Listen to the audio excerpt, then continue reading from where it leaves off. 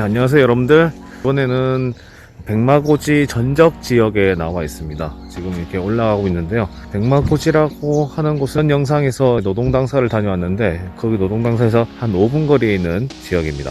백마고지 전투는 말 그대로 한국전쟁, 즉 6.25 전쟁 시기에 있었던 치열한 전투 중에 하나였는데요, 이 지역은 1952년 10월 6일부터 5일까지, 그러니까 9일? 10일 정도 되는 그 기간 동안 치열한 전투가 있었던 곳입니다. 이 지역이 왜 그렇게 전투가 치열했는지에 대해서는 어떤 노동당사 답사 영상에서도 말씀을 드린 바가 있어요.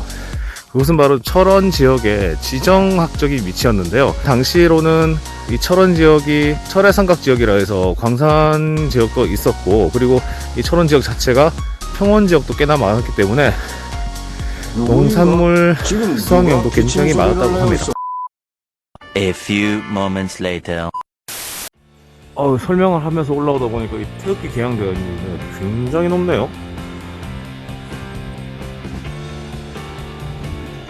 계속 설명을 드리도록 할게요. 첫 번째, 지정학적 위치가 철원이 굉장히 중요한 지역이었기 때문에 그런 말씀을 드렸고요. 두 번째로는 한국전쟁의 경과 과정과 관련이 있습니다. 사실은 한국전쟁, 6.25 전쟁이 3년 동안 지속이 됐죠. 1950년 6월 25일 북한의 불법 기습 남침에 의해서 1953년 7월 달까지 전쟁이 이루어졌습니다. 횟수로 4년이고 만 3년 동안 벌어진 전쟁인데, 사실은 1951년부터 휴전협상이 있었다고 해요. 그래서 그 뒤 2년은 뭐냐, 휴전협상 때 이런 얘기가 오갔습니다. 첫 번째로는 정전이 되면, 전쟁을 잠시 멈추면 원래 38도선으로 다시 복귀를 시키자라는 의논이 있었고, 두 번째는 그 당시 있었던 전선을 기준으로 해서 휴전선을 끊자라는 논의가 있었습니다. 그래서 우리가 알고 있는 휴전협정은 두 번째가 된 거죠. 당시에 형성되어 있었던 전선을 기준으로 해서 거의 국경 아닌 국경이 세워진다고 했으니까 더 영역을 넓히기 위해서 우리나라 대한민국 국군이나 북한군이나 치열한 전투를 벌일 수밖에 없었던 것이죠. 두 번째까지 설명드렸죠. 세 번째는 당시 이 지역의 전투 상황하고 관련이 있습니다. 지금 여러분들 보시는 곳이 바로 395 고지인데요, 저게 바로 백마고지예요. 이름이 왜 백마고지인지에 대해서 좀 설명을 드릴까요? 여러 가지 설이 있긴 한데 한 두 가지 말씀 좀 드릴게요.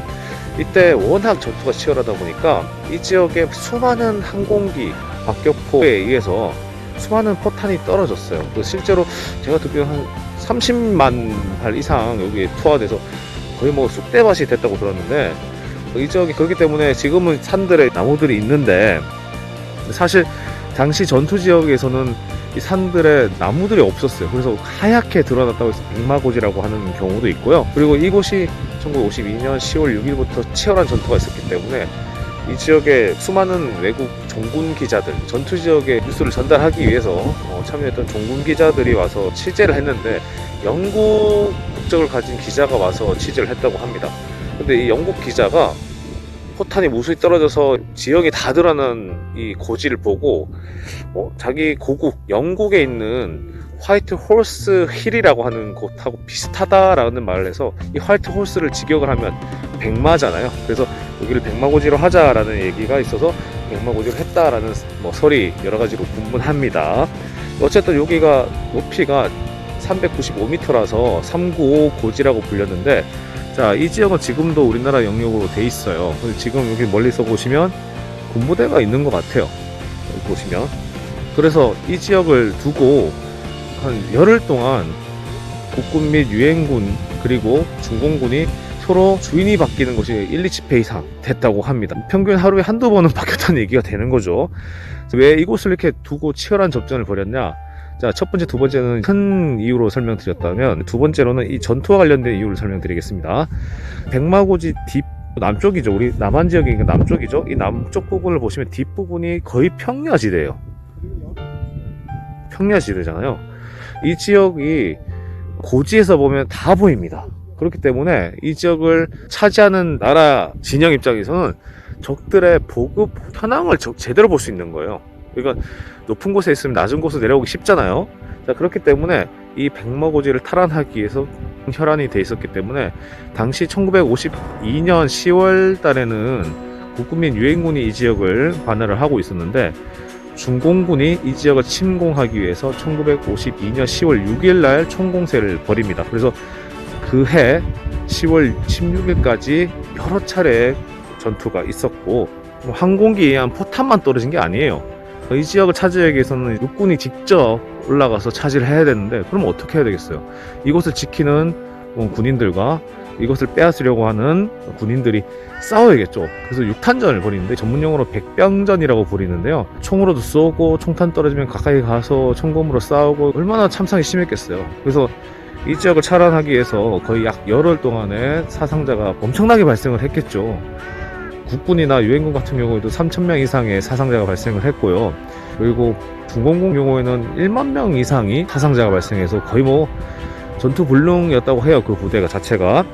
자, 이쪽으로 쭉 가다 보면 여기는 잘 보이지 않겠지만 화살머리 고지도 있는데 이 지역하고 전투가 벌어진 거는 비슷한 시기에 벌어졌습니다만 사실 1953년 7월 달에도 2차 전투가 있을 정도로 굉장히 이 지역은 치열한 전투가 있었습니다. 어쨌든 우리 국군의 승리로 끝났습니다. 그래서 6.25 전쟁 중에 자랑스러운 국군의 승전지라고도 볼 수 있겠죠. 그래서 당시 국군 장병 및 유엔군 장병들에 대해서 감사의 표시를 해야 되겠습니다.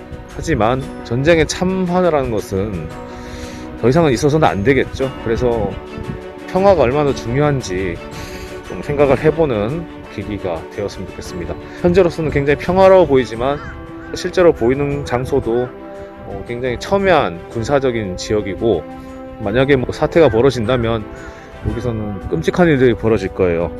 그런 일들이 벌어지지 않도록 우리는 항상 평화를 기원해야 되고 노력을 해야 되겠습니다. 그런 참화는 있지 않도록 우리가 항상 노력을 하고 관심을 가져야 되겠죠. 그러면 이상 백마고지에서 백마고지는 아니지만 백마고지를 바라보며 답사 영상을 마치도록 하겠습니다. 여러분들 감사합니다.